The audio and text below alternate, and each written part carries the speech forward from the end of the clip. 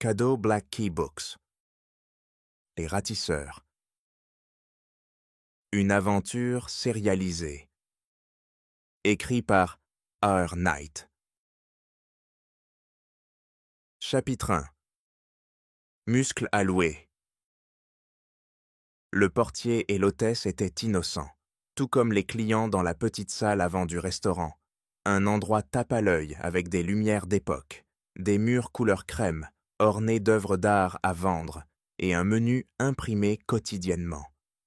Fad ne connaissait ce dernier détail que parce qu'on lui en avait donné un lorsqu'il s'était assis au bar. Les boissons figuraient au verso et la date s'affichait en lettres épaisses et carrées, tout en haut. En dessous, des prix avoisinant un niveau catastrophique, présentés en caractères gras.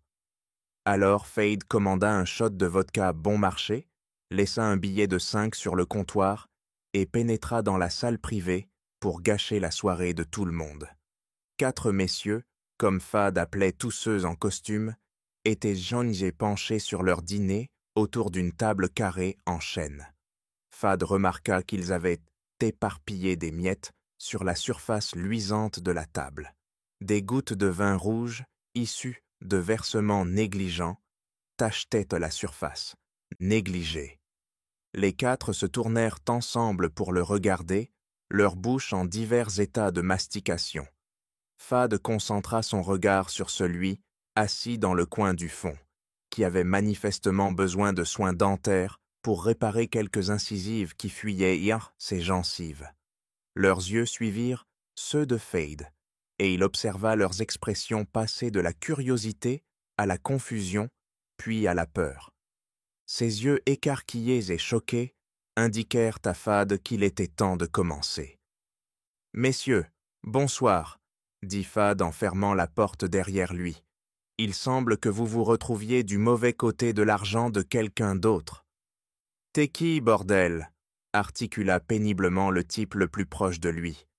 Le glissement des syllabes correspondait à la bouteille vide sur la table, une seconde à moitié consommée. Les 3 autres attendaient de voir quelle réponse obtiendrait leur champion. Fad se pencha, glissa le poing américain dans sa paume et autour de ses doigts, et frappa le type, le renversa avec sa chaise. Les jambes olies de l'homme volèrent en l'air tandis qu'il s'écroulait, heurta la table et fit basculer son verre, à moitié rempli de vin, par-dessus bord et sur ce beau costume et sa chemise blanche. Des 3 autres personnes à table, une seule, la plus éloignée avec les dents étranges, parvint à prendre une autre bouchée nerveuse avant que tout ne s'effondre. Le costard à la droite de Fade recula sa chaise, sa main gauche plongeant à l'intérieur de sa veste, pour ce que Fade présuma être une arme. Pas ce dont ce combat avait besoin. Fade saisit l'assiette de l'homme tombé et la lança à travers la table. Elle frappa le type à l'arme en plein front et se brisa. Fad capta le regard vacillant de l'homme, juste assez longtemps pour confirmer que la conscience avait quitté les lieux avant de se tourner vers les 2 derniers. Contrairement à leurs courageux camarades au crâne fracassé par une assiette, ces 2-là avaient compris. Ils levèrent dans les mains, attendaient les exigences. « Je vous en suis reconnaissant, messieurs, » dit Fad en enjambant le type au vin. « Malheureusement, on ne me paie pas pour vous prendre en otage, ni pour vous voler. » Le 3e homme baissa légèrement les mains, confus. Cela dura jusqu'à ce que Fad lui assène un autre coup de poing américain, l'envoyant embrasser le sol comme son pote. Pas de vin renversé cette fois, cependant. « Que voulez-vous » demanda le dernier type, dont les dents semblaient sorcier destinées à hanter les cauchemars de Fade. « Ce n'est pas à moi que vous devriez poser la question, » fit une pause Fade. Il tendit la main dans sa poche et sortit une petite carte. « La personne qui voulait que cela soit fait, vous pouvez lui parler. Son nom est Ellsworth. Il m'a dit de vous le dire. » À son crédit, en entendant le nom d'Ellsworth, l'homme aux dents baissa les bras et hocha la tête vers Fade. « Allez-y. » Sauf que lorsque Fade tira son bras en arrière pour lancer une autre frappe, le type aux dents saisit son couteau à steak et l'enfonça vers la poitrine de Fade. Ça aurait pu marcher si le type aux dents avait déjà poignardé un homme auparavant, s'il avait su comment utiliser un couteau pour couper autre chose que des entrecôtes. Le défaut fatal? L'hésitation, la peur de l'inconnu, ce qui rendit l'attaque de l'homme aux dents un peu trop lente et donna à Fade tout le temps de saisir le poignet de l'homme avec sa main gauche. Il plaqua le couteau sur la table et asséna quand même le coup de poing américain. 4 cibles, 4 à terre. Fad passa la minute suivante à fouiller leurs poches, à examiner leurs portefeuilles, à prendre leur argent. Quelques cartes cadeaux. Leur téléphone était en beau. Il se vendrait bien. Et quand il eut terminé, Fad sortit de son propre portefeuille une petite série de cartes de visite, toutes avec le même numéro imprimé dessus. Un numéro qui menait à une messagerie vocale ne contenant rien d'autre qu'une tonalité. Il aimait considérer cela comme des auditions pour de futurs clients. Il vérifia sa montre, un modèle en plastique qui résistait néanmoins à des agressions violentes répétées. 5 minutes s'étaient écoulées depuis qu'il avait franchi la porte, ce qui signifiait que Fade était en retard pour une sortie. Il s'exécuta, quittant la pièce à grandes enjambées, adressa un sourire et un signe de la main à l'hôtesse en partant, lança $1 au portier. Il semblait dit sympathique. Gills était le genre de bar où des personnes d'une certaine réputation se rassemblaient pour parler de choses d'une grande importance pour elles-mêmes et de peu d'importance pour quiconque. Des télévisions dénichées dans des magasins d'occasion s'accrochaient au mur et hurlaient silencieusement du sport aux rares clients. Des tables en plastique noir, encrassées, arboraient encore des porte-serviettes, bien que Gills ait fermé sa cuisine quand les amendes du département de la santé, d'après ce qu'avait entendu Fade, avaient dépassé les profits. La fumée s'attardait au plafond, dans les verres, dans les vestes, bien qu'elle fût bannie par une interdiction gouvernementale quelques années plus tôt. Des enseignes au néon interpellaient la dizaine de personnes installées aux tables ou au bar, avalant de la bière en canette ou sirotant des shooters de boissons plus corsés. Tout le monde attendait un appel, une visite, qu'une heure de plus s'écoule. La cible de Fade était affalée au bar, plongée dans son téléphone. Un verre trouble de rouge à côté d'elle. Talia complétait son choix de boisson avec sa veste en cuir noir usée et son jean. Cheveux coupés courts pour les garder, comme disait Talia, hors du chemin. N'importe qui d'autre serait entré dans Gills et aurait commandé du vin. On aurait ri. Un regard narquois. Talia, on la laissait tranquille, sauf quand elle voulait un autre verre. Alors elle n'avait pas besoin de demander. « Pas de tournée pour moi ?» Fad prit place à côté de sa partenaire. « Je ne savais pas si tu allais t'en sortir, » dit Talia, sans lever les yeux de son téléphone. « Tu as décidé de leur parler un moment, de fraterniser ?» « Ils étaient au milieu du dîner, » répondit Fad. « Ça me semblait cruel de les cueillir avant qu'ils aient pu goûter un morceau. » Pas de raison de prendre un risque. Talia but une gorgée de son verre. Frissonna. « C'est affreux. Tu en as déjà bu avant, pas de pitié de ma part. Je continue d'espérer qu'un jour ils me serviront vraiment du vin. » Talia fusilla son verre du regard. Ça ressemble plus à du jus de cranberry, mélangé à du sirop pour la toux. Pendant que tu sirotes cette piquette, jette un œil à ça. Fad sortit de sa poche les téléphones qu'il avait pris, les étala sur le comptoir devant Talia. Le barman jeta un coup d'œil, remarqua le doigt levé de Fade qui demandait un verre, et s'y attela, sans poser de questions. Personne d'autre dans l'établissement, Fade le constata d'un regard circulaire, ne semblait regarder, ni s'en soucier. Gills était son bar préféré. « Je peux les écouler, » dit Talia. « On partage comme d'habitude ?» Parfois, étant donné que c'est moi qui tabasse ces gens, j'ai l'impression que je devrais toucher plus que 50%. 100% de rien, ça fait toujours rien, dit Talia. Bien vu, c'est pour ça que tu gères l'argent. Fad attrapa le verre que le barman lui fit glisser, avala la vodka, accueillit le feu qui lui brûlait l'estomac et savoura chaque seconde. « Autre chose ?» dit Talia. « Des complications? Je peux donner le feu vert à Ellsworth ?» « Ils ont compris le message, » dit Fade. Talia hocha la tête, tapa quelque chose sur son téléphone et l'envoya, glissa l'appareil dans sa poche et commença à ranger les autres téléphones aussi. Prit une nouvelle gorgée de vin, frissonna moins, cette fois. Quand on fait quelque chose de désagréable assez longtemps, on s'y habitue. « Tu vois JC ce soir ?» dit Talia. « J'espère bien, » répondit Fade. « C'est un soir d'école, après tout. » Comme si ça t'avait déjà arrêté. « Tu me traites de mauvais père, » dit Fade. « JC n'a que 16 ans.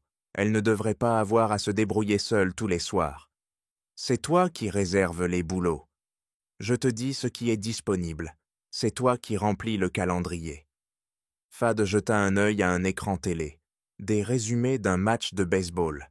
Il essaya d'attendre que le score s'affiche pour avoir quelque chose à dire à JC qui n'impliquait ni alcool ni tabassage dans des arrière-salles. En vain.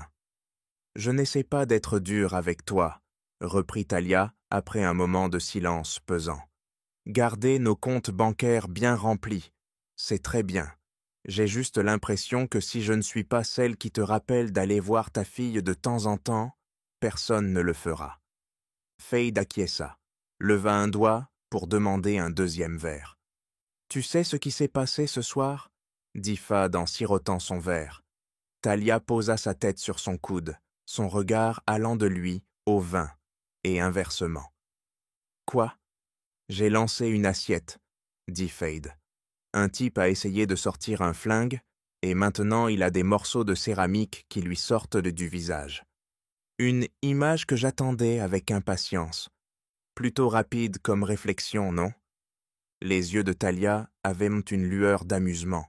Fade considéra la remarque comme pas totalement ratée. « Thématique, je suppose, » dit Talia. « Lancer une assiette lors d'une bagarre pendant un dîner. » Puis sa bouche se figea en une ligne droite. « Tu vois des armes plus souvent, Fade. Tu devrais peut-être penser à en porter une toi aussi. »« Je ne suis pas doué avec ça, » dit Fade. « Je finirai par me tirer dessus. »« Tu as déjà entendu parler d'un stand de tir ? Ils t'aideront, » répondit Talia. « Ça vient de la femme qui veut que je passe plus de temps avec ma fille ? Tu n'en auras plus si le prochain type te tire dessus de l'autre côté de la pièce. » Fad termina son verre, se leva du tabouret. La conversation prenait une tournure qu'il n'avait pas envie de suivre ce soir. « Appelle-moi si quelque chose se présente. Je peux faire de la place, et je suis tout à fait pour facturer double les travaux urgents. Ne t'inquiète pas. » Talia termina son vin, fixa le verre vide, des traces de rouge à lèvres accrochées ponctuelles au bord, jetées en numérotation abrégée. Numérotation abrégée. Attention, Talia. Tu montres ton âge, dit Fad, faisant mine d'observer le bar silencieux. Aucun de ses clients princiers ne va trouver ça attirant. Arrête de faire le con, Fade. Tu demandes l'impossible. Fad lança un au revoir bon marché sur le comptoir et partit. De retour dans la nuit, vers sa voiture, et la longue route vers la maison. Talia avait à peine vu la porte se refermer derrière Fade qu'un autre homme, plus imposant, prit son tabouret. Un manteau lourd, trop lourd pour le temps frais de la côte, superposé sous le chapeau à bord de l'homme, comme quelqu'un essayant d'imiter un gangster des années 20 sans réaliser que le cadre ne s'y prêtait pas. Talia continua à boire son nouveau verre de vin, qui ne s'était pas amélioré avec quelques secondes d'âge. Revint à son téléphone. Certaines personnes ne méritent pas qu'on entame une conversation avec elles. Certaines personnes en commencent une quand même. « Alors c'est ton partenaire, » dit l'homme, sa voix un roulement fumé de cigares et d'alcool. « Je ne te vois pas l'amener à nos réunions de famille. C'est juste pour le business. » Talia gardait les yeux sur son téléphone, espérant, priant pour qu'un message arrive. quelque chose qui l'éloignerait pour une minute. Elle continuait à faire défiler d'anciens emails, essayant de paraître occupée. « Ça commence toujours comme ça, » dit l'homme. « Mais finalement, tes partenaires deviennent ta famille. Parfois, les seuls que tu as. »« Viens-en au fait, » dit Talia. L'homme prit une longue gorgée de sa bière pâle. Talia remarqua qu'il ne la capturait pas entièrement. Des gouttes tombaient sur une chemise crème tachée, coulant le long de son grand menton rond. Des détails qu'elle captait sans essayer, sans le vouloir, par instinct. « Tu connais le but. Tu sais pourquoi je suis là, » dit l'homme, puis il s'ajusta sur son tabouret. S'essuya le visage. « C'est beaucoup de téléphone pour une seule personne. »« Tout ça pour me libérer de toi, » répondit Talia. Réalisant que la conversation n'allait pas s'estomper, elle éteignit l'écran de son téléphone et le fourra dans une poche. Fixa les bouteilles d'alcool de l'autre côté du bar. Le reflet de l'homme dans les verres étiquetés. « Tu es prête pour ça, maintenant ?» L'homme prononça ces mots en connaissant la réponse que Talia donnerait, connaissant la réponse qu'elle devait donner. Alors Talia ne dit rien, prit une autre gorgée de son vin.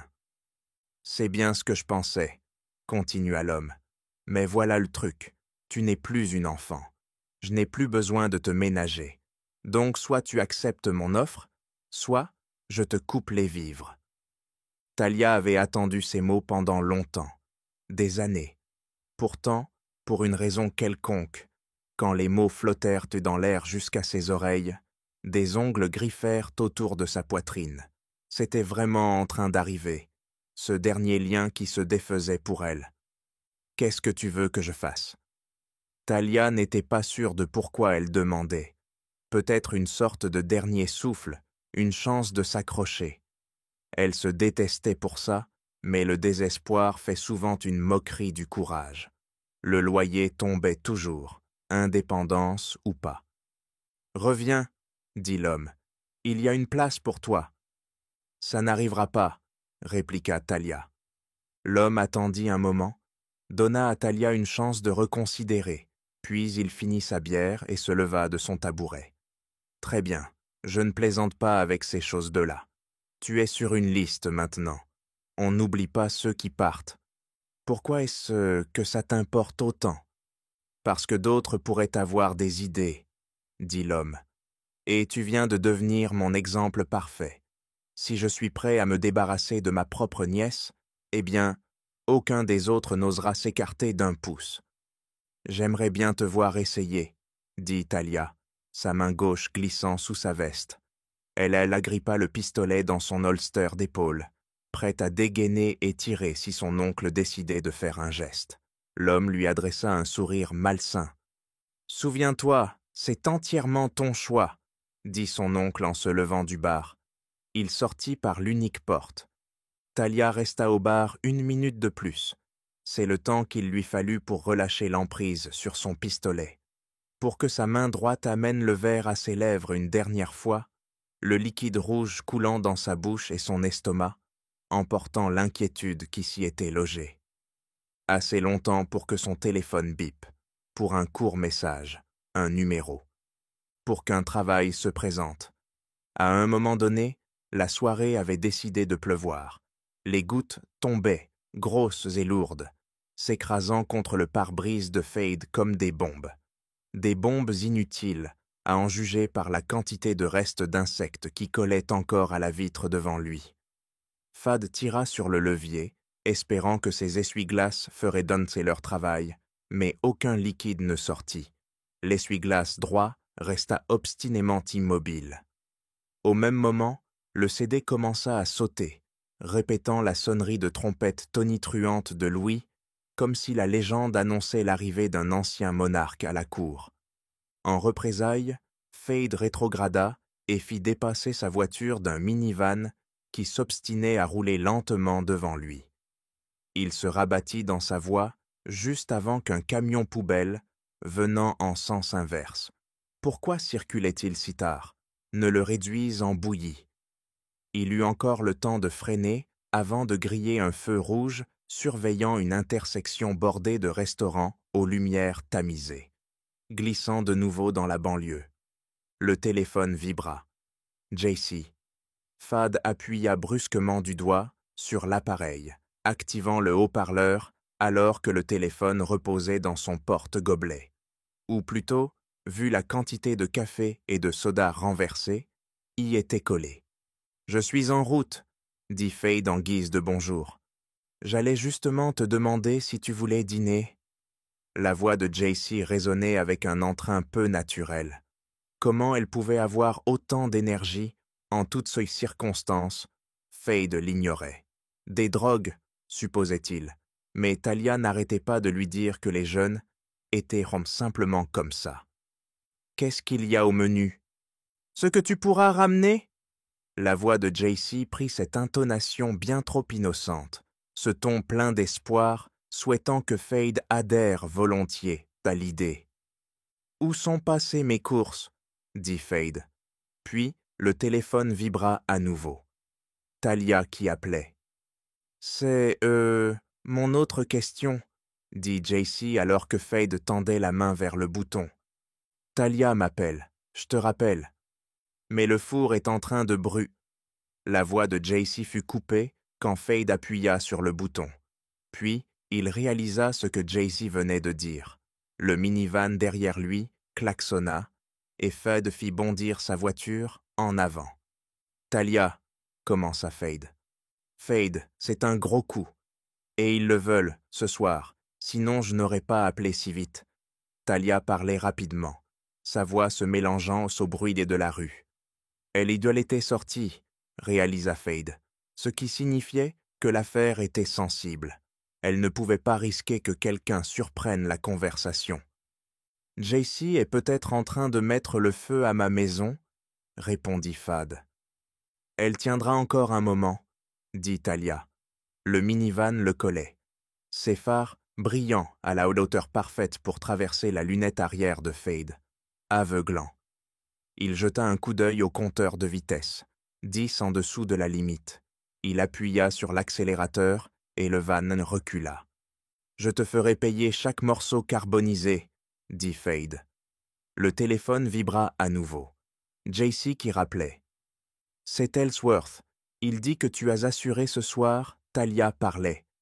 Fade ne pouvait qu'imaginer sa chambre en flammes, son beau costume, fait sur mesure, se transformant en cendres parce que JC avait grillé au lieu de faire cuire.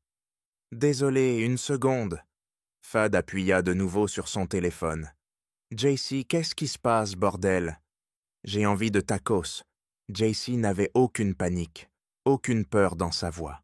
« Tu peux prendre des tacos. » « Et la maison, où était l'incendie? » « Oh, ça. » JC fit une pause. Le téléphone vibra. Talia. Fad se rappela qu'il conduisait et leva les yeux vers le rouge éclatant d'une autre intersection. Freina.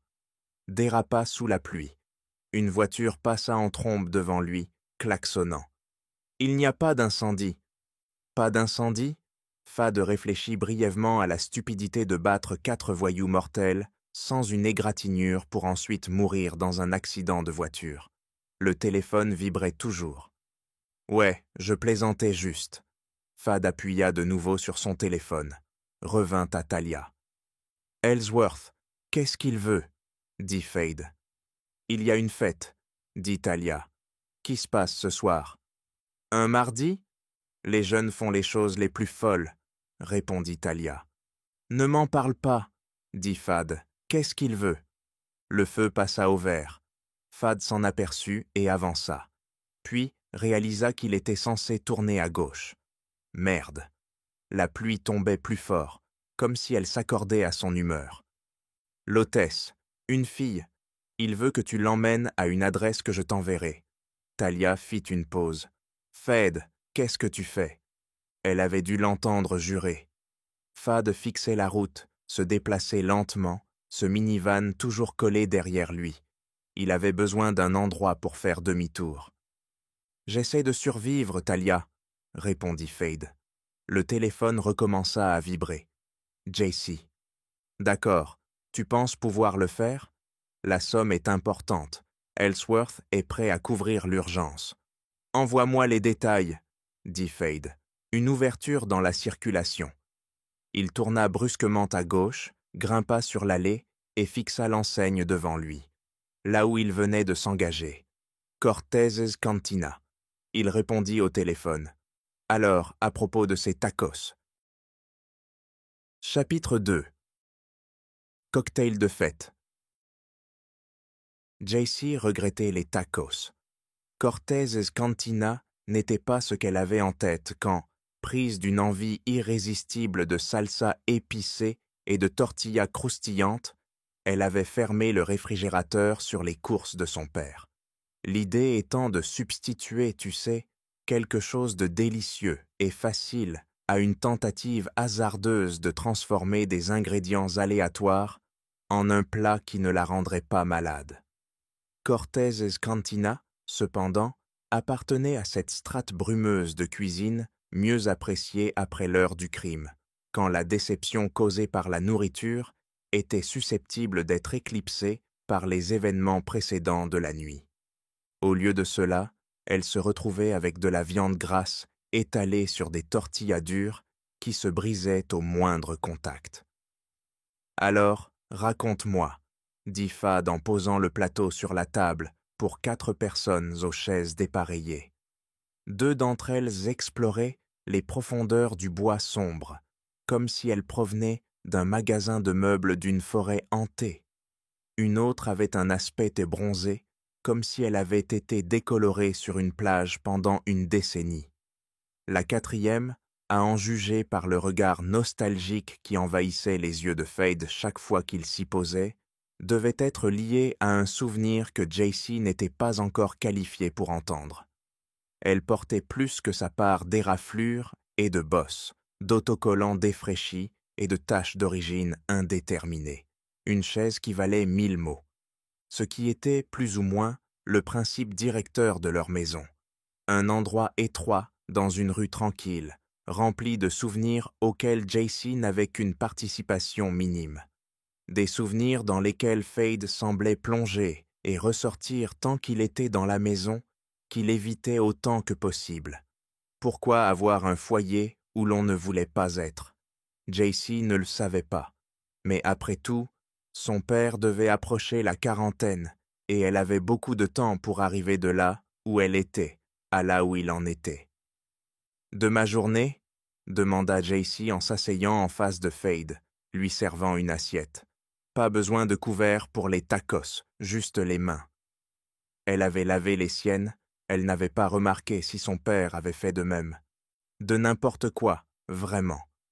Fad prit un taco, une chose farcie de bœuf recouverte de fromage et de légumes qui semblait avoir perdu toute leur qualité naturelle à travers 1000 procédés chimiques.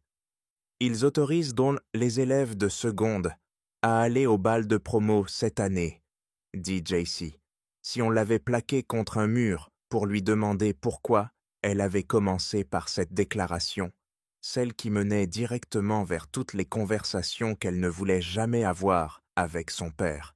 JC n'aurait pas su quoi répondre.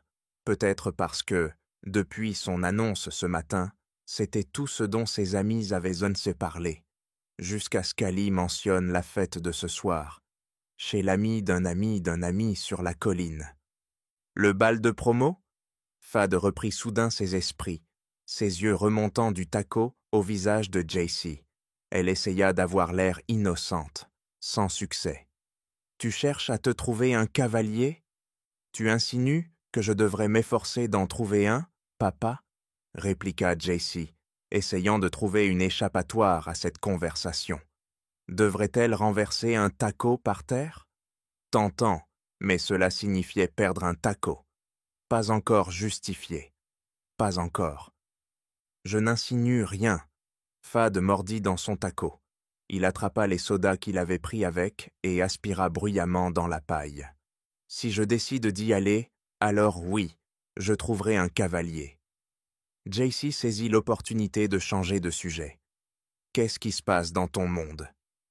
Occupé, dit Fade, ce qui surprit JC un instant. Fad n'était pas du genre à laisser JC s'échapper comme ça. Elle jurait qu'il prenait plaisir à la piéger dans des conversations gênantes, à lui faire admettre qu'un jeu était futile, que d'avoir de bonnes notes importait infiniment plus sur le long terme que de passer une nuit de plus avec des amis, que manger des tacos à emporter trop souvent ruinerait leur délicieuse médiocrité. « Il y a un truc auquel je dois aller ce soir. » Le visage de JC s'illumina d'un grand sourire avant qu'elle ne le réprime. « Sortir ce soir ?» JC murmura une prière silencieuse à n'importe quel dieu qui lui avait accordé ce cadeau. Non pas que Fade ne file pas souvent par la porte, mais ce soir, entre tous les soirs, qu'il s'absente et lui donne une ouverture? Ses yeux se tournèrent vers son téléphone, posé sur le comptoir où elle avait pris les assiettes. Des messages devaient être envoyés. « Ne fais pas semblant d'être déçu, » poursuivit Fad. « Je sais qu'on devait passer du temps ensemble, voir ce film, mais c'est un truc important, des trucs. C'est ainsi que son père les appelait. Tout ce qu'il faisait le jour et la nuit était un truc. » JC avait déjà essayé de fouiner sur les sites, chercher son père sur les réseaux professionnels, rechercher son nom. Rien. Nada. Seulement quelques brèves mentions dans des journaux universitaires, de prouesses athlétiques, des compétitions de judo et une prédilection pour la lutte. L'annonce de son inscription au tableau d'honneur dans le journal de sa ville natale. « Quel genre de truc ?» demanda JC. « Le genre habituel. Tu me diras un jour ce que c'est? Peut-être quand tu seras plus grande. » Fade finit son premier taco. Il entama le deuxième. « Alors, qu'est-ce que tu vas faire pendant que je serai absent? » Mes devoirs, probablement. JC avait de la géométrie, une dissertation sur la Grande Dépression qui, malgré ce que disaient ses amis, n'était pas ce qui s'était passé après sa rupture avec Wade Latz en troisième. Rien de tout cela n'arriverait ce soir, cependant. Fad interrogea quand même JC un peu sur son travail, essayant de remplir le quota minimum de père, sans doute. JC savait que Fade ressentait beaucoup de culpabilité à propos des nuits et des jours qui passaient sans remplir des albums photos pleins de souvenirs. Elle pouvait le voir dans les cadeaux aléatoires qu'il lui achetait, bien sûr, mais plus encore dans les conversations que Fade avait avec lui-même, tard dans la nuit quand il pensait que JC dormait dans sa chambre. Mais les murs n'étaient pas si épais dans la maison, et Fade avait tendance à s'énerver tout seul. Sa mère était partie, et pas de façon à ce qu'elle puisse franchir la porte un soir, et son père ne voulait pas la laisser partir. Sur ce point, comme sur beaucoup d'autres, JC se contentait de laisser les choses en l'état. Quand Fade se leva de table quelques minutes plus tard, après avoir survolé l'étendue et la portée des devoirs, JC lui fit une rapide étreinte et le poussa vers la porte. Elle attrapa son téléphone et monta à l'étage. La réponse arriva rapidement. Elle aurait 20 minutes avant que sa voiture n'arrive. Pour un mardi, celui-ci s'annonçait plutôt bien. Fad passa lentement devant la maison où se déroulait la fête, se demandant comment il allait pouvoir se faufiler sans être repéré par une bande de lycéens. Des gardes armés, des gangsters vicieux, des chiens assoiffés de sang, tout ça, c'était gérable. Mais des adolescents, c'était hors de sa zone de compétence. Il pourrait les assommer, bien sûr, mais tabasser des enfants semblait être un mauvais choix. Et puis, il n'hésiterait même pas à appeler la police, vu que ces gamins n'étaient probablement pas des criminels. Arrivé au bout de la rue, une artère tranquille, à l'exception des couleurs vives qui irradiaient, de la maison en fait, Fad fit demi-tour et se gara le long du trottoir, quelques maisons plus loin. Assez près pour avoir la cible en vue, mais invisible pour quiconque dans la maison, à moins qu'un des jeunes ne décide d'inspecter minutieusement le quartier.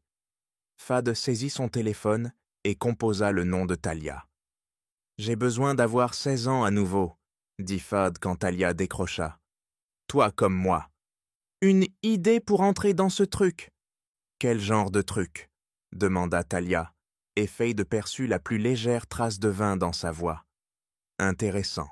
Elle n'avait pas l'habitude de travailler en étant pompette. Ça rendait la visée difficile, ça réduisait le temps de réaction, toutes les mises en garde habituelles. Cela dit, un peu d'alcool fort rendait aussi les conséquences les plus faciles à gérer.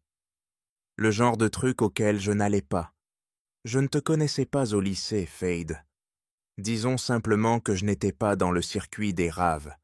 Non pas que Fade ait été dans un quelconque circuit. Le lycée, de ce qu'il s'en souvenait, avait été comme toutes en ses autres étapes, un flou de villes différentes, de foules différentes, et d'attentes qui n'avaient rien à voir avec les devoirs de géométrie. En même temps, quand tes parents ne peuvent peut-être pas te dire ce qu'ils font comme métier, c'est prévisible. Tu ne peux pas escalader la maison, entrer par une fenêtre? Je suis en plein enfer de banlieue. La moitié de ces maisons ont probablement des lumières à détecteur de mouvement, des voisins vigilants avec le doigt sur la gâchette. Même si ses parents ne pouvaient pas lui dire ce qu'il faisait, Fade devait quand même se préparer à marcher dans leurs pas, apprendre les langues, lire tel ou tel livre. Peu importait ce qu'on lui assignait. Pas de temps pour autre chose que les études parce que, bon sang, rien n'est plus important pour ton avenir. Il se demandait ce qu'il dirait s'il pouvait te le voir maintenant, en planque devant la fête d'une adolescente pour récupérer une liasse d'argent crasseux. De toute façon, il n'aurait pas compris. Les choses qu'on fait pour maintenir nos vies, là où on veut qu'elles soient. Tu pourrais te faire passer pour la police, plainte pour tapage, ça la ferait probablement venir à la porte d'entrée. J'ai oublié mes costumes de flic à la maison. Fade, j'essaie de t'aider à faire ton boulot là. Pas besoin de me casser les pieds. Pas faux. Fad se cala dans son siège, fixa la maison. Le garage était à gauche de la porte. Double, un petit balcon surplombait la porte d'entrée, couvert de lierre style Roméo et Juliette. Ce serait peut-être possible de monter sur le toit du garage, de sauter et d'attraper le balcon, de l'escalader. Quelques coups sourds ramenèrent le regard de Fade au niveau de la rue. Une autre voiture, garée, un autre quatuor de jeunes entrant pour célébrer leur mardi soir. « Qui organise des fêtes un mardi ?» dit Fade. « Veronica Plynn, apparemment. »« Attends, la fille du milliardaire ?» Fad se rappela les tabloïds, là, dans les files de caisse des supermarchés. Plynn placardait sur leur couverture certaines semaines. Une famille de désastres et de délices. Du moins, d'après les gros titres. Fad ne pensait pas en avoir jamais acheté un exemplaire. Elle a déjà sa propre page Wikipédia. Une autre voiture arrivait. L'horloge approchait de 9 heures. Au rythme de ces nouveaux visiteurs, Fad n'allait pas pouvoir monter sur le toit, et encore moins sur le balcon, sans que quelqu'un ne le voie. Il regarda la voiture se garer juste après l'allée. 2 jeunes qui en sortaient. Des filles. L'une d'elles, les cheveux ondulants sur ses épaules, lui semblait terriblement familière. « Hé !» dit Fade, interrompant la récitation par Talia des divers titres d'infamie de Veronica Plynn. « Je crois que JC vient d'arriver. » Silence. Fad imagina diverses façons d'amener JC à avouer ce qu'elle faisait un mardi soir. Pas d'accusation directe, non. Il fallait une cause. Lui et JC avaient un respect mutuel pour les réalités de la vie. Le privilège paternel n'allait pas très loin avec elle. « C'est ton entrée !» précipita Talia, comme si elle savait que ce n'était pas la bonne chose à dire. « Tu veux que j'utilise ma fille? Ça paiera ses frais de scolarité. D'une certaine façon, elle travaille pour elle-même. Quand elle essaiera de me tuer plus tard, je lui dirai que c'était ton idée. Je crois que c'est toi qui as accepté cette mission. Tiens-moi au courant. » Talia raccrocha, le renvoyant à sa mission. « Très bien. » Fad sortit de la voiture. Ferme la portière. S'examina sous le réverbère. Veste de travail pour se protéger de l'air frais de la nuit.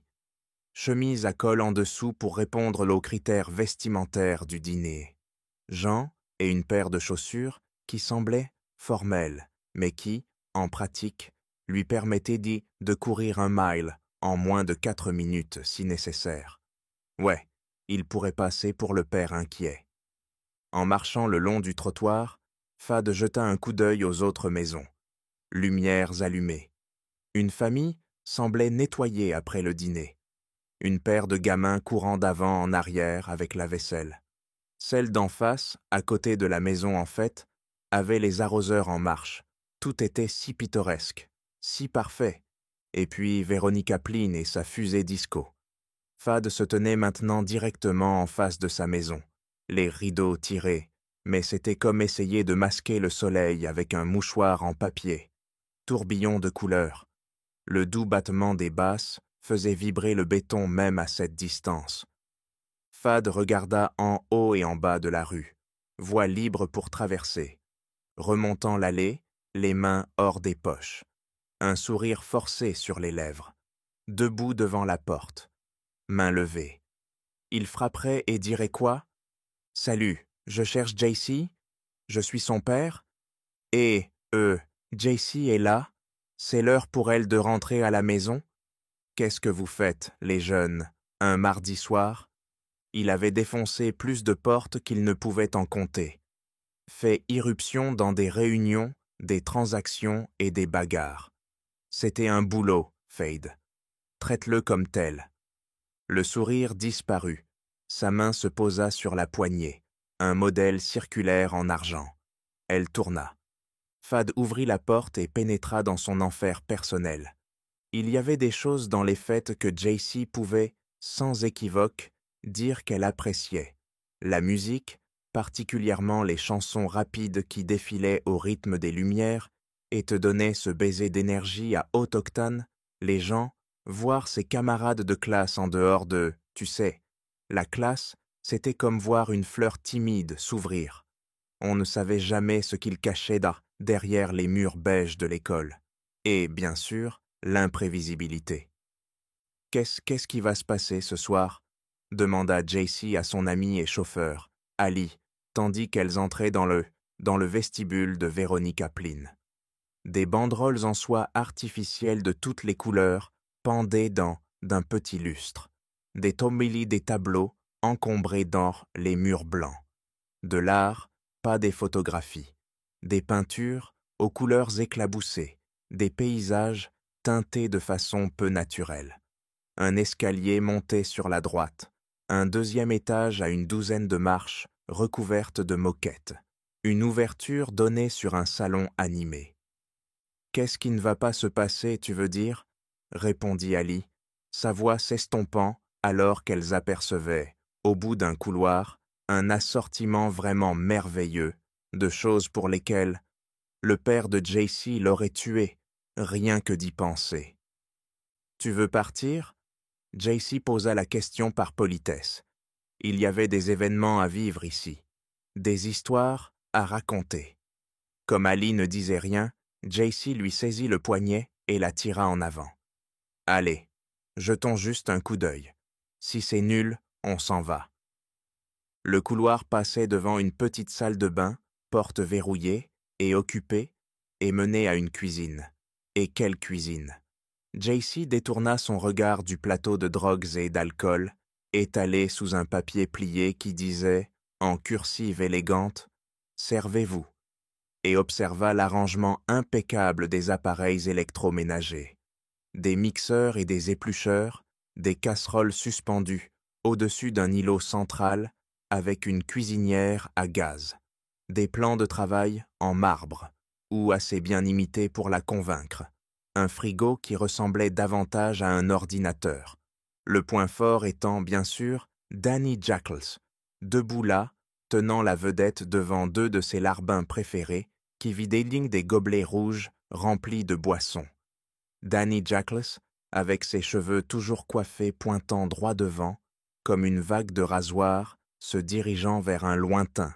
« Tu le fixes, » chuchota Ali. « Il va le remarquer. » « Peut-être que c'est ce que je veux. » Mais JC détourna le regard, revint à la table avec les gobelets, la vodka, les petits sachets d'herbe. Tu en prends? Ali tendit la main vers les gobelets, mais hésita. Est-ce que j'en prends jamais? Je pensais juste, avec Danny ici. Mon père me tuerait. Littéralement le jour où JC avait eu 13 ans, avant de lui préparer son petit déjeuner préféré, Fade l'avait assise et lui avait clairement expliqué le danger mortel qui la guetterait si JC se laissait aller à consommer de telles substances. Du moins, jusqu'à ce qu'elle reille l'âge légal. Il y avait certaines choses que Fade disait, où les coins de sa bouche se relevaient, où ses yeux brillaient, où elle pouvait dire qu'il plaisantait.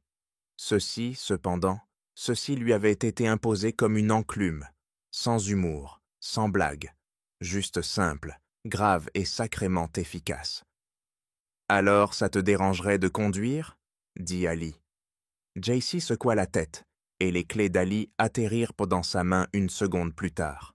Son ami enchaîna avec un gobelet d'alcool fort, noyé dans un bain sucré de soda. JC, quant à elle, s'empara d'un gobelet pour elle-même. Il lui servirait de camouflage, et si cette salle de bain se libérait un jour, elle le remplirait d'eau. Ce n'était pas sa première fête. « Salut, Danny !» annonça JC, en s'approchant de lui, souriant à ses amis. « Comment se passe la fête ?»« Pour un mardi. D'enfer. » La voix de Danny avait cette vibration décontractée, comme s'il était coincé pour toujours dans un film de surfeur. « Tu viens d'arriver ?» JC vit Ali se déplacer autour d'elle, engageant une conversation avec les amis de Danny. Elle connaissait le jeu. En retard pour être dans le style, comme toujours. Danny afficha un sourire, porta son verre à sa bouche et prit une longue gorgée. « Alors, réponds à une question pour moi, JC. »« Ouais? Quel goût a ce verre vide ?» JC rougit. « Allez, joue le jeu. Plutôt bon, en fait. Je conduis. »« Tu conduis quand ?»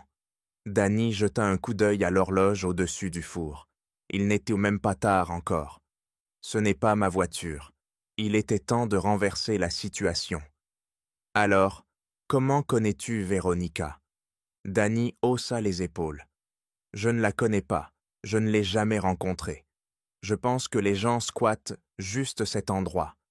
J'ai entendu dire qu'elle organise ses fêtes pour rencontrer des gens, tu vois, parce qu'autrement tout le monde est trop intimidé pour lui parler. » Intimidé? Véronica était en terminale, donc JC ne la voyait pas beaucoup dans l'école. Elle ne pouvait pas vérifier la théorie de Danny. « Tu ne savais pas ?» dit Danny. « Si tu mets Véronica en colère, elle te fera disparaître, ou ses parents le feront. Donc tu sais, il faut être prudent. Ça ne l'aide pas vraiment à se faire des amis. » Ça semble idiot. Alors pourquoi ne vas-tu pas lui dire bonjour? Je te défie. JC leva les yeux au ciel. Bien sûr, peu importe. Où est-elle? Danny pointa le plafond. La dernière fois que j'ai entendu, à l'étage. Elle n'est pas descendue depuis que je suis arrivé. Si tu ne me vois pas dans 10 minutes, envoie de l'aide. Danny rit. Bien joué.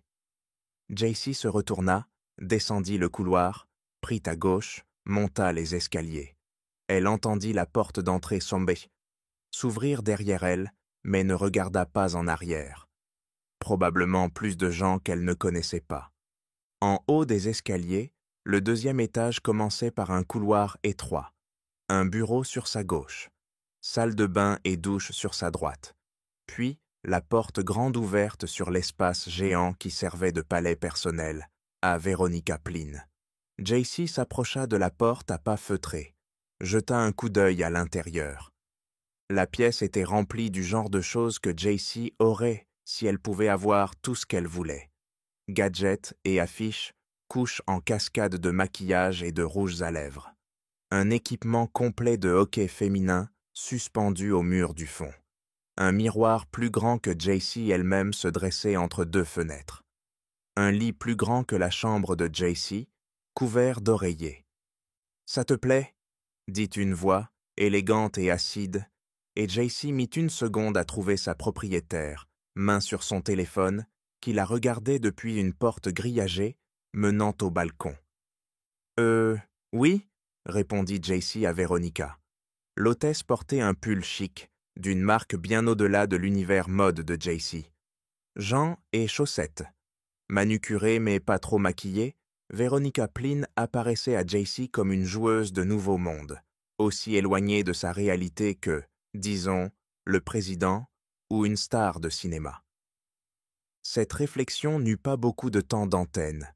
Une main se posa sur son épaule et JC sursauta. Elle se retourna pour voir, impossible, les yeux furieux de son père. Fad devait admettre qu'il excellait dans l'expression du père sévère. Les yeux de JC s'écarquillèrent au point de sembler occuper la moitié de son visage. Sa bouche s'ouvrit, même un petit hoquet de surprise. Du bon travail parental, tout simplement. « C'est ça, JC. Il est temps de partir, » dit Fade en indiquant l'escalier d'un signe de tête. « Comment » articula JC, plus qu'elle ne parla, mais Fade comprit. « Ton père est partout, c'est tout, » dit Fade. « Maintenant, file. » JC, pour sa part, se remit vite. Elle pencha la tête. « Tu ne me ramènes pas en voiture ?» Veronica Plynn apparut à la porte de sa chambre, les mains écartées et agrippant chaque côté de l'encadrement, comme si elle craignait de tomber. Fad observa son visage, le compara avec la photo que Talia lui avait envoyée de sa cible. Correspondance parfaite. « Jeune fille, » commença Fade. « Que fais-tu ?»« Que faites-vous dans ma maison ?» dit Veronica avec tout l'aplomb, et aucune de la peur qu'auraient dû avoir les lycéens face à lui. Alors Fade changea de tactique. « Je récupère ma fille, » dit Fade, remarquant que JC regardait alternativement l'un et l'autre. « Et je me demande ce que vous faites avec ce qui se trouve en bas. Je ne suis pas sûr que tout ça soit légal pour quelqu'un de votre âge. » Fad avait été, franchement, impressionné par la marchandise exposée. Il connaissait plein de gros durs et de clients difficiles qui tueraient bande pour avoir un tel étalage dans leurs repères. Il devrait leur dire que les jeunes de cette ville étaient mieux lotis qu'eux. « Ce que je fais ne vous regarde pas, » répliqua Veronica en sortant son téléphone. « Si vous ne partez pas tout de suite, j'appelle la police. »« La police ?» Fad haussa les deux sourcils. « Ça me semble risqué, avec, vous savez, votre stock en bas. Et JC, je te vois encore là. Pars, maintenant. » JC comprit enfin l'allusion. Elle se faufila devant Fade et disparut dans l'escalier. Si Fade avait bien joué, la seule personne, une fois JC parti, qui saurait qu'il était là, serait Veronica, qui ne resterait plus très longtemps ici. JC n'aurait pas à souffrir l'embarras mortel des films de lycée partout, un parent pas cool. « Que voulez-vous » demanda Veronica après le départ de JC. « Il y a des gens qui veulent bon vous parler, » dit Fade. « Ils connaissent vos parents. Je suis leur chauffeur. » Les petits mensonges facilitaient les choses. C'est ce que Fade se disait toujours. « Qui ?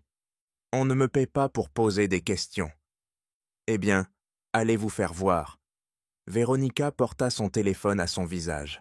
Fade entendit une sonnerie. Il ne réagit pas. « Il y a deux façons dont cela peut se passer, » dit Fad, tandis que le téléphone de Veronica continuait de sonner. « Soit vous venez avec moi maintenant, et rien ne se passe, soit vous jouez à ce jeu, et quelqu'un se blesse. »« Voyez-vous, » dit Veronica en reculant d'un pas. « Ça ne fait pas grand-chose pour soutenir votre argument. Si vous êtes prêt à me faire du mal pour ces gens, pourquoi ne ferait-il pas de même ? Il se disait bien que la fille de personnes intelligentes serait intelligente aussi.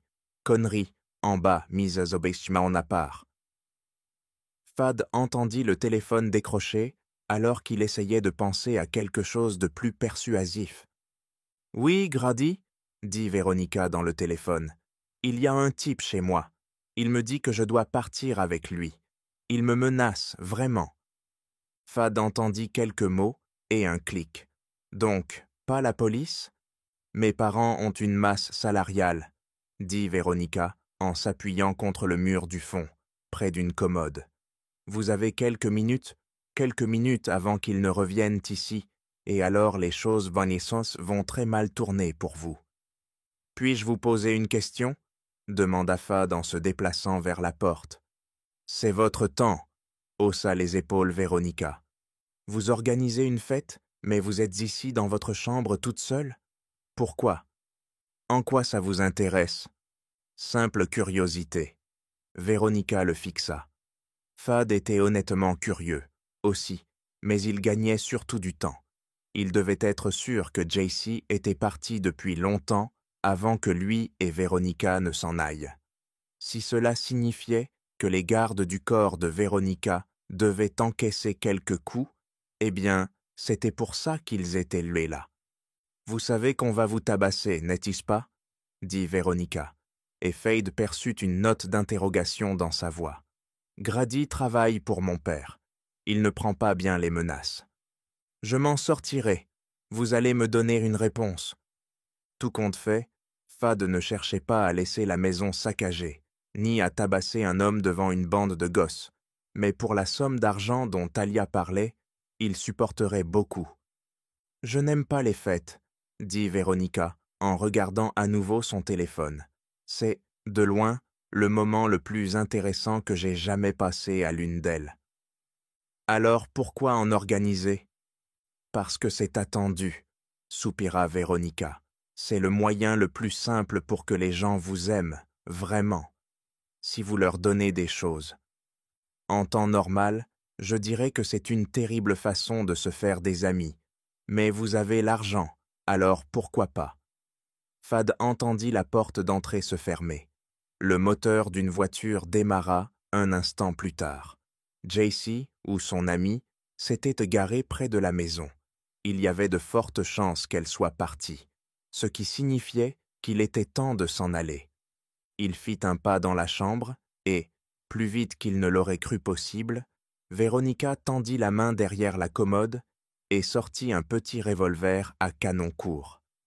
Fad fixa l'arme. « Vous êtes tombé des années 1930 ?»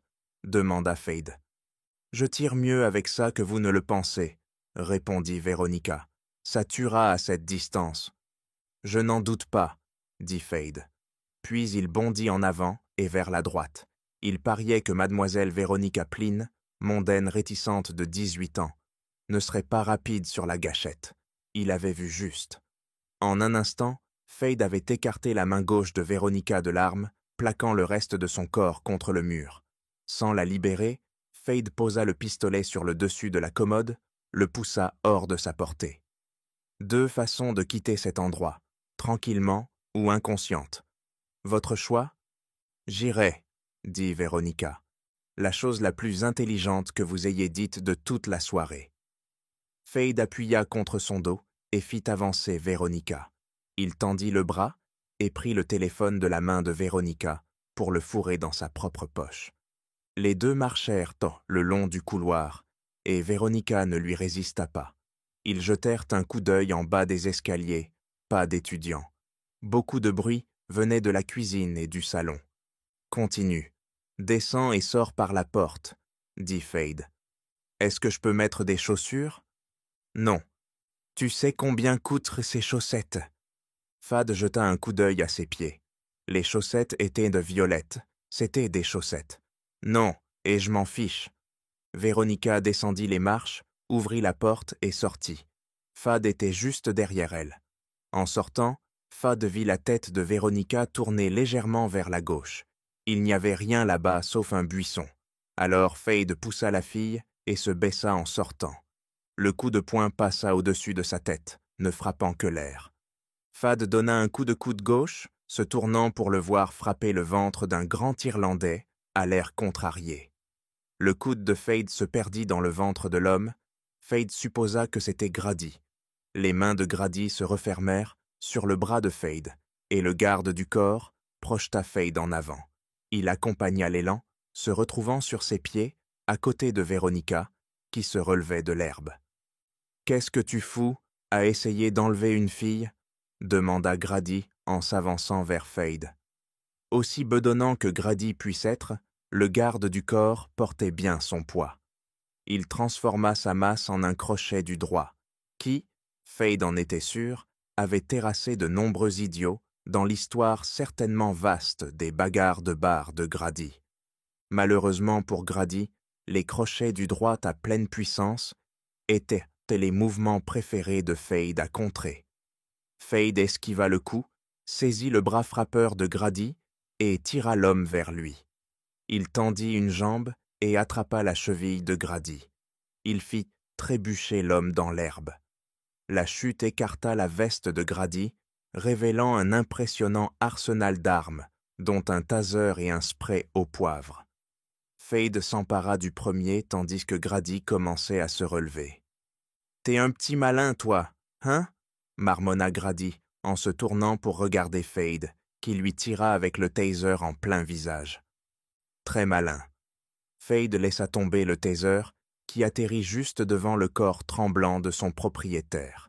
Veronica fixait Grady, comme sous le choc, et n'opposa pas la moindre résistance lorsque Fade la conduisit au bout de la rue, l'installa dans sa voiture et démarra le moteur. « Tu vois, ça n'avait pas besoin d'arriver, » dit Fade en passant une vitesse. « Mais bon, c'est fait. Concentrons-nous sur le présent, qui inclut un peu d'argent dont j'ai bien besoin, et une courte rançon pour toi. » Talia, assise dans sa voiture, au coin de la rue où Fade avait dégaré la sienne, regardait son partenaire faire monter Veronica Plynn sur le siège passager. Talia prit son téléphone, composa le numéro que le client, Ellsworth, lui avait donné. Une voix répondit à l'autre bout, resta silencieuse. « Prête pour la prochaine étape, » dit Talia. L'homme à l'autre bout cracha une adresse. Talia la tapa dans un message pour Fade. « Alors, qu'est-ce que vous allez faire ?» demanda Talia au type anonyme au téléphone. « Qu'est-ce que tu veux dire? Qu'est-ce qu'on va faire? Tu n'es pas censé poser de questions. »« C'est juste une fille. » Talia démarra la voiture. Fade descendait déjà la rue et elle ne voulait pas se laisser distancer. « Non, c'est la fille de parents vraiment riches. On va voir combien il l'aime, c'est tout. Donc vous n'allez pas lui faire de mal ?» Talia, l'homme prononça son nom comme s'il la connaissait. Talia essaya de penser aux hommes de main d'Ellsworth, ne se souvint d'aucun, pas digne de son attention. Tu sais ce qui attire plus l'attention que d'enlever une fille riche? Lui faire du mal. Personne ne va s'inquiéter qu'on prenne quelques milliers à des gens qui ont plus d'argent qu'ils ne peuvent en dépenser. Les gens vont vraiment s'énerver si on la maltraite. Elle ira bien. Je prends ça comme une garantie. Je ne voudrais pas te mettre en colère. L'homme rit. On sera au point de rendez-vous dans 1 heure. Garde-la jusque-là. Le téléphone raccrocha. Talia le posa. Elle suivit le rythme de la voiture de Fade. Occasionnellement, quand il passait sous un lampadaire, elle pouvait voir ses bras bouger, gesticuler. Son partenaire aimait parler avec son corps. Cela donnait toujours à Talia l'impression qu'il allait frapper quelqu'un, renverser son verre de la table. Une de ses nombreuses particularités. Veronica semblait complètement immobile. Talia pouvait voir l'arrière de sa tête dépasser du siège chaque fois que Fade passait sous un lampadaire. Fade l'avait probablement attachée, menottée à la portière, gardée verrouillée. Même ainsi, Veronica semblait peut-être se laisser faire. Une autre histoire à raconter à ses amis de retour à l'école. Quoi de plus cool que d'être retenue contre rançon? Cela faisait longtemps que Talia n'était plus à l'école. Ils glissèrent hors des banlieues vers un quartier plus industriel, se rapprochant du port. Les maisons disparurent, remplacées par des magasins, puis par des entreprises commerciales, sombres et fermées, qui ne travaillaient pas la nuit. Les trottoirs cédèrent tant la place à des clôtures, des parkings en asphalte remplis de camions et de palettes. Des lumières vives, au coin des rues, indiquaient baumer la présence de caméras de sécurité. Cette partie de la ville n'était pas très fréquentée un mardi soir, même par les voleurs ou des éléments plus sinistres. Il n'y avait tout simplement rien ici qui valait la peine d'être volé. Il prenait une fille, et Talia ne pouvait penser à Veronica que comme à une fille, adulte légale ou non, pour de l'argent. L'enlèvement n'était pas le problème. Elle et Fade, ils avaient yench pris beaucoup de personnes donc qui n'avaient même pas leur place en liberté, des gens qui avaient vent les mauvais ennemis. Mais Véronica, pour autant que Talia puisse dire, pour autant que l'Internet le révélait, elle n'avait rien fait de mal. Elle était seulement née de parents qui avaient amassé un tas d'argent. Et maintenant, elle était là, sur le point d'avoir une vie entière de cauchemars. Peut-être qu'après celle-ci, Talia éloignerait Fade et elle-même de ce genre de boulot. Leurs âmes étaient déjà assez sales comme ça. Fade s'arrêta au point de rendez-vous, une cale sèche vacante entre des navires. Un large réseau de grues et de poutrelles se dressait autour d'eux, de vives lumières blanches, éclairant l'ensemble. Au loin, les vagues de la baie léchaient les barrières de béton. Un clapotis apaisant se mêlait au bouillonnement effervescent de l'eau courante. Une paire de mouettes s'effraya à leur arrivée, s'envolant avec un cri dans la nuit. Des lions de mer se criaient gong dessus, au-dessus des vagues, tenant l'une de leurs conférences nocturnes. Talia s'arrêta à un demi-pâté de maison de la voiture de Fade, éteignant ses phares quand elle réalisa qu'il s'était arrêté. Elle se glissa dehors, les lumières du plafonnier de sa voiture restant éteintes à l'ouverture de la portière, se dirigea vers le coffre et l'ouvrit. Elle en sortit une mallette rigide, la posa sur le toit de la voiture et l'ouvrit.